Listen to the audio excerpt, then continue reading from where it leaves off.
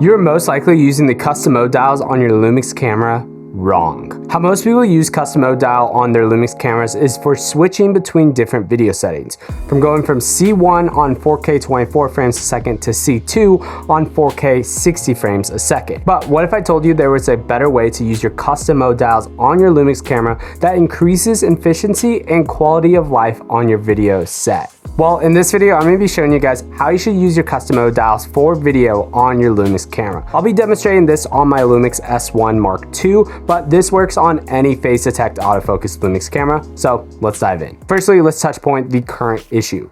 If you're switching between 4K 24 frames a second to 4K 60 frames a second with using the custom mode dials, the current issue is when you save your custom mode settings, it saves everything. It saves your white balance, it saves your aperture, it saves your ISO, your shutter speed, your shutter angle, it saves your video picture profile. Literally every single setting that you have, it saves. So for example, if you were on C1 and your white balance was set to 5600 Kelvin, when you saved your settings and you switch it over to 4300 Kelvin, and then you jump over to C2 and then back to C1, it's going to revert back to 5600 Kelvin.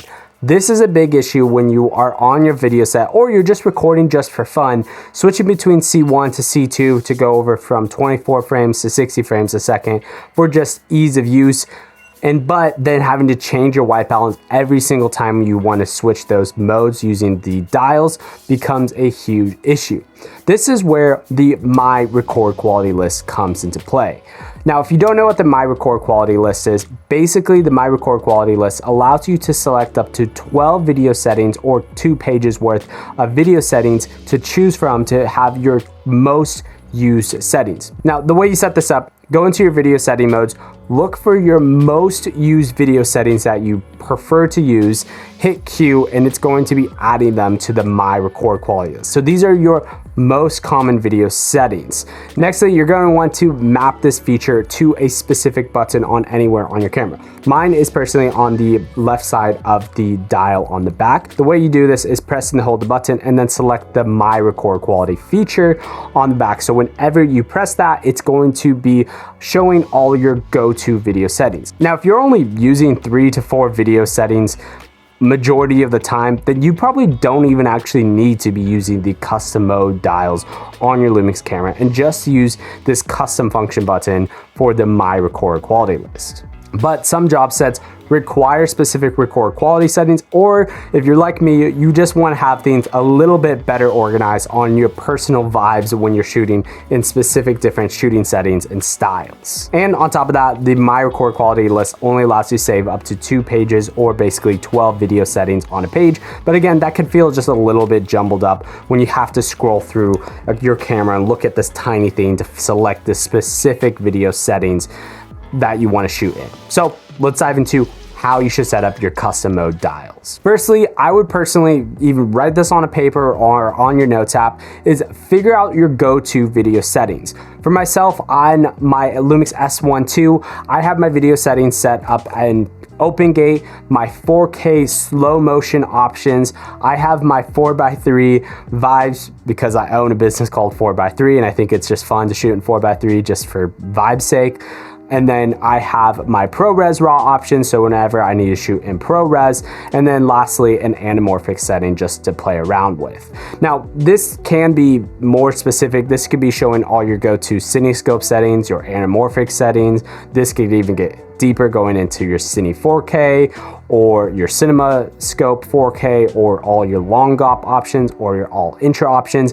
This is why I would just recommend writing down on a list of paper your different lists of what you want to be saving or your go-to settings for specific projects. This is just creating like mini subgroups for myself personally, so I don't have to go hit the display feature and try to find a specific setting when I need a very specific shoot setting. I just have my go-to settings for different things that I shoot on, and then the majority of the other video settings that these Lumix cameras have, I can just tend to ignore majority of the time because I have my go-to settings all saved and mapped out how I personally use my camera. So in this example, what you're gonna wanna do is create your first My Record Quality List. Now, in this example, I'm gonna be creating my OpenGate record quality list. So this is going to be shooting in 6K, OpenGate 24 and 30 frames a second, and then also my 5.1K 48 and 60 frames a second. I'm gonna go through, find all my go-to OpenGate settings, and then hit the queue to have it be all on My Record Quality List. Now, my current My Record Quality List only has those 4 video settings. Then what you're gonna wanna do from there is save this to your custom C1 dial, and then repeat the step for all your other groups of settings on what you want to save to your camera. A quick tip, if you do like shooting in specific apertures or white balance, make sure that you either put your prime lens on or whatever aperture you typically shoot on when you are saving these custom modes, because when you go to C1 or C2 or C3, it's going to revert back to how you originally saved your custom modes with your white balance, your aperture, ISO, and your shutter speed.